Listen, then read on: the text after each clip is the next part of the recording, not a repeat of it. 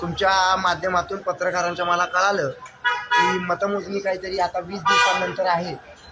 तर ही मतमोजणी जी आहे ती 20 दिवसांनंतर कशासाठी करताय हा जरा वादाचा मुद्दा मला वाटतो. या ठिकाणी तुम्ही जे काही मतमोजणीचं ठिकाण तारीख ठरवताय तर संपूर्ण पक्षांच्या विविध पक्षांच्या कार्यकर्त्यांना सांगतो, अपक्षांच्या कार्यकर्त्यांना सांगतो, माझ्यासह सर्व उमेदवारांना अपक्ष सांगतो की ताबडतोब जर हा निकाल 20 दिवसानं करणार आहेत तर त्या ठिकाणी थंडी जास्त आहे, सगळ्यांची त्या ठिकाणी अंथरुणं पांघरुणं घेऊन त्या ठिकाणी आता जाऊन झोपा सगळे लोक. कारण 20 दिवस कुठं ठेवणार आहे त्या मशीन्स.